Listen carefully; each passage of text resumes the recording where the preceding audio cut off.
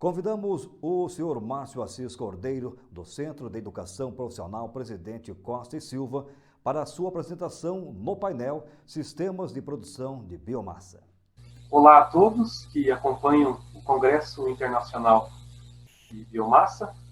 Meu nome é Márcio Assis Cordeiro, eu sou técnico florestal e pertencente à instituição de ensino Centro Estadual Florestal de Educação Profissional Presidente Costa e Silva, situado na cidade de Irati, e gostaria de apresentar a palestra intitulada de Biomassa Florestal. Como mencionado anteriormente, o tema a ser apresentado nessa palestra será biomassa florestal, e gostaria de falar brevemente sobre algumas literaturas, né, que são utilizadas quando vamos estudar a biomassa florestal. A mensuração florestal, dendrometria e inventário florestal. Esses dois livros são da Universidade Federal de Viçosa, né, mensuração do professor Hélio e dendrometria do professor Carlos Pedro. Também temos o livro de quantificação de recursos florestais, do professor João Luiz, e também energia de biomassa florestal, da professora Marta Andréia Brandi. Algumas considerações gerais com relação ao tema da palestra, né? Então, a preocupação, né, surgiu uma preocupação em produzir e avaliar essa biomassa após a década de 70, onde antes utilizava-se os combustíveis fósseis baratos, né, a energia nuclear, eram considerados praticamente ilimitados, né? Mas devido aí à crise mundial do petróleo em 1973, né, os países aí, né, a Organização dos Países Exportadores de Petróleo, começaram então a buscar algumas outras fontes, né, de recursos naturais renováveis, dentre esses a biomassa, devido a esses problemas energéticos que começou a se surgir. Hoje nós temos alguns programas aí, né, que é os projetos RED+, dedicados mais a florestas nativas, e o MDL, né, que é para florestas plantadas. Então, esses projetos aí, né, na verdade, são mecanismos, né, para incentivar os países que produzem biomassa, também para não permitir, né, a degradação florestal, bem como a emissão, né, de gás carbono. A biomassa ela pode ser expressa também em massa verde e também em massa seca, em estufa. Sendo que em massa verde, o peso verde, vai se referir a esse material fresco, vai conter, né, uma proporção de água ali, né, sendo utilizada como medida na pesagem de caminhões com carga de madeira. E ao passo que a massa seca ali, né, em estufa, ele vai utilizar ali os componentes, né, as cascas, os galhos, e após uma secagem aí de 105 graus Celsius, né, com peso constante, nós vamos ter então a massa seca. A biomassa também refere-se à árvore, o fuste mais a copa, ou qualquer uma das partes, que é a biomassa da ponta, dos fustes, dos galhos, né, segundo o conceito do professor Hélio, né, Campos e Leite de 2017. Vai representar também um outro conceito de caldeira, né, citado por Urbano e colaboradores, vai representar matéria orgânica armazenada em um determinado ecossistema. Vai especificar, né, o valor desses componentes presentes e, logicamente, fundamental nesses estudos de ciclagem de nutrientes, conversão de energia, absorção e armazenamento de energia solar. Vai possibilitar que se tirem conclusões para que seja, então, realizada a exploração racional desses ecossistemas. Em termos florestais, esse peso seco, num dado momento ali, na floresta, da sua produção florestal, e vai englobar toda essa parte vegetal das plantas, né, que, como foi mencionado, os galhos, as cascas, as folhas, a madeira que não é utilizada ali no processo fabril, ali, as árvores quebradas ou mortas, e também, né, algumas vezes ali, a regeneração dessas espécies no talhão. Podemos mencionar num sentido mais amplo aí, né, ela vai englobar o peso dessa matéria viva da floresta. E também usa muito o termo fitomassa. Então, nós vemos aí que a quantidade desse material vegetal aí, né, ela vai expressar uma unidade de massa. Nós temos, como o desenho exemplifica ali, né, uma biomassa viva acima do solo e a biomassa morta também acima do solo, que é a serrapilheira e a madeira morta. E temos também a madeira ali abaixo, a biomassa abaixo do solo também. Né? Algumas considerações, a determinação dela está envolvida diretamente em questões que envolvem o manejo, né, que vão ser a base dessas pesquisas que serão relacionadas ao uso desses recursos naturais. Em relação ao clima, ela é utilizada para estimar os estoques de carbono, né, que vão estimar, né, a quantidade de CO2 que será liberada ou pela respiração vegetal, queimadas também, ou ainda decomposição da biomassa. Alguns fatores aqui que acabam afetando a produção da biomassa florestal. É o fotoperiodismo, que nada mais é, né, que é o comprimento relativo de luz. Potencial genético, né, cada espécie vai ter, né, a sua peculiaridade. Solo, topografia, a qualidade do sítio ali, a densidade, o número de árvores ali plantadas em determinada área, que tem em determinada área, e, logicamente, a idade. Algumas zonas temperadas ali, com relação à produção ainda, nas zonas, observou-se alguns estudos aqui, qual foi feito esse quadro comparativo, nas zonas temperadas, a produção, as culturas é 1,5 vezes mais alta nas zonas temperadas que nos trópicos. O crescimento potencial é maior, né? Devido aos dias longos, mais exposição solar, as raízes desenvolvem mais e terão melhor suprimento de água. E as perdas por respiração nos trópicos também é maior em zonas temperadas. Nós temos aí, né, as perdas por transpiração, desrama de folhas, né, e desrama dos galhos e mais raízes.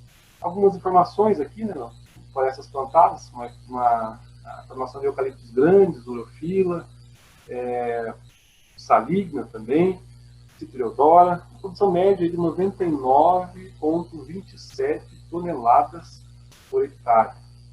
Ao passo que nas florestas naturais, né, segundo alguns estudos de Santos, a produção média aí ficou em torno, né, de 255 toneladas por hectare, levando-se em consideração a floresta, né, atual, a floresta densa do Radan, a floresta densa da FAO também.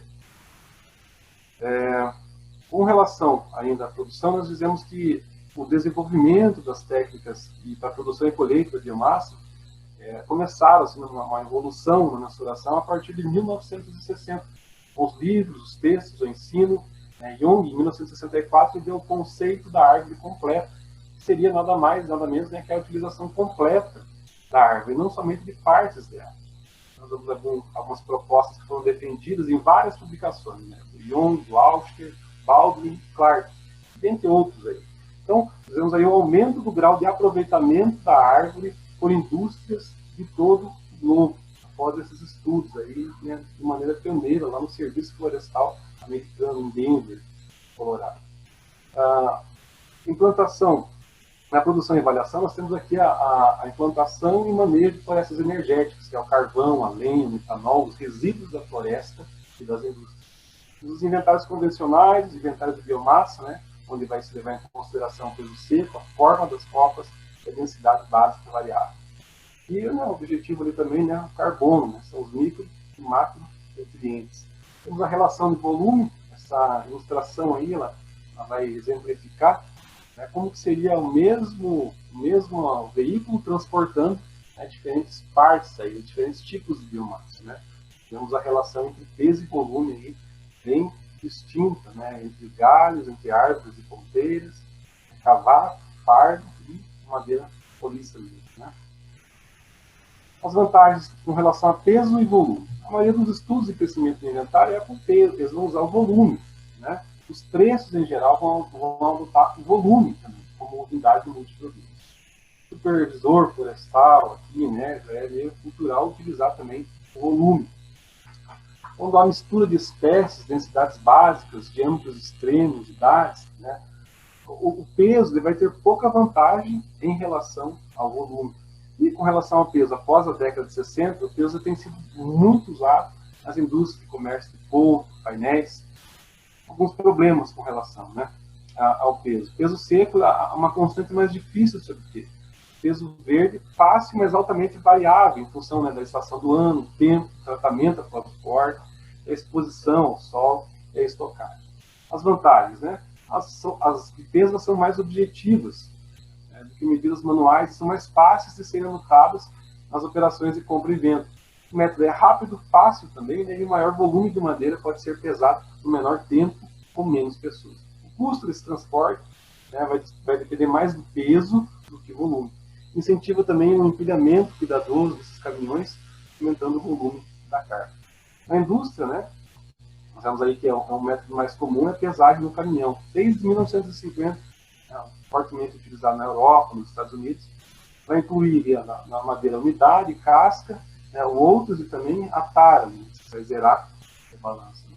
Então tem o peso seco, obtido por fator de conversão médio, por espécie e diversos graus de umidade. Né, a gente utiliza os medidores de umidade.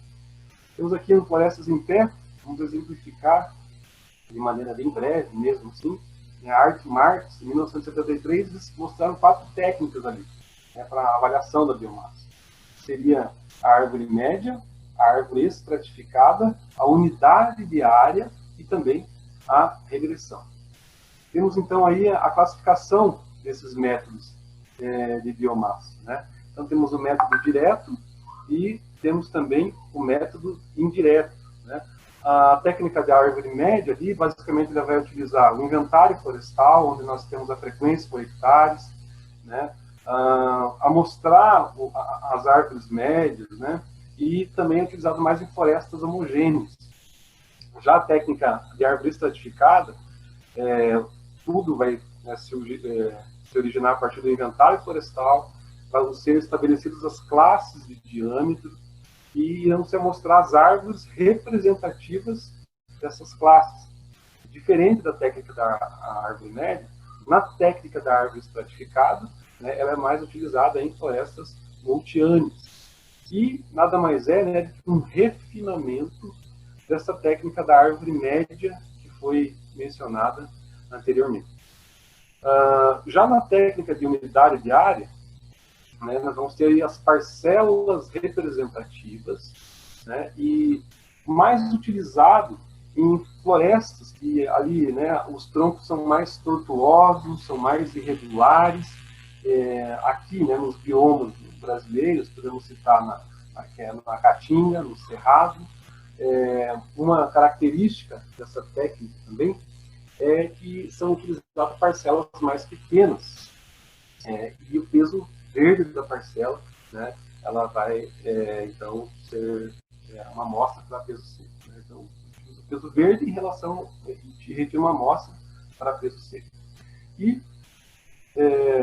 em comparação com essas outras estimativas aqui, nós temos o método indireto, que vai utilizar já os modelos matemáticos, vai utilizar a parte da geotecnologia, né, que é o sensoriamento remoto. A vantagem, né, em relação à técnica dos métodos utilizados, dos métodos diretos, né, uma maneira ali não destrutiva, vamos dizer assim, né? E o método direto, ele vai dar as determinações ali, né, são valores ali, né, mais precisos, né, e o método indireto, ele vai utilizar a questão das estimativas. É importante ressaltar também, ultimamente tem se observado a utilização de ferramentas de inteligência artificial para se obter estimativas mais apuradas. E isso, né, é um comportamento que vem se observando ao longo dos anos, a utilização de técnicas de inteligência artificial. Redes neurais artificiais, né, temos também a máquina de vetor de suporte, temos Randall Forest, dentre outros aí que nós podemos mencionar. A técnica de regressão é mais utilizada, uma maneira mais tradicional de se quantificar, de se determinar a biomassa, né? Ela vai semelhante, né, aos inventários florestais para volume. Então, a partir do modelo de biomassa, né, pode-se calcular essa biomassa em função do diâmetro, em função do diâmetro, da altura comercial também, né, e outras variáveis também. o diâmetro de copa, idade, índice de sítio, se for possível, né?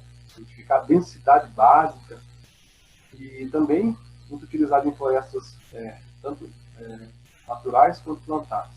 Nós temos aí equação por espécie nesses casos, né? E a amostra também, né, ela vai trazer, né, uma grande variabilidade diamétrica, densidade, sítio e etc.